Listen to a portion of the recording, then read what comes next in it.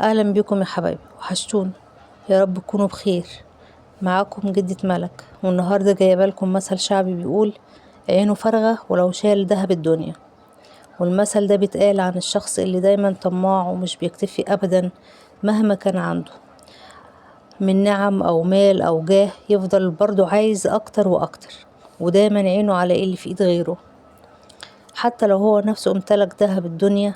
يعني اغلى واكتر حاجة ممكن تتخيلها، تلاقيه مش شبعان وبيبص للي ناقصه.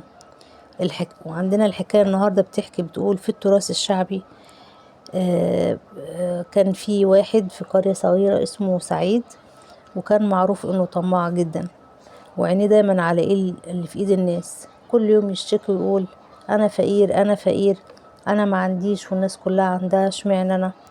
في يوم من الايام لقى في الارض في الغيط بتاعه جني، والجن ده قال له: انا هحقق لك امنية واحدة، بس خلي بالك اللي هتطلبه هتاخده، وجارك هياخد ضعفه. وسعيد ساعتها فكر شوية وقال لنفسه: لو انا طلبت امتار ذهب، جار هيبقى معاه 2. لا، انا مش هاخد كده. في لحظة طمع قال للجني: فقعلي عين من عينيا. الجن اتصدم وسأله: ليه كده؟ قال له سعيد: عشان جاري يفقد عينيه الاتنين، ومن يومها الناس بتقول عن اللي زيه عينه فارغة ولو شال دهب الدنيا.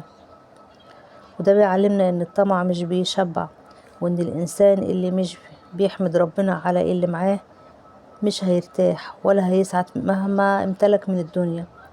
وبيشاور كمان على ان الحقد ممكن يوصل الانسان انه يأذي نفسه لمجرد ان مش عايز جاره يبقى له خير ويبقى عنده خير يعني. اعوذ بالله من غضب الله. وكده الحكاية خلصت، وعشان رأيكم بيهمني اكتبوا لي رأيكم في التعليقات، وفضلا وليس امرا اشتركوا في القناة وفعلوا الجرس ودوسوا لايك. كانت معاكم جدة ملك، وسلام يا حبايبي.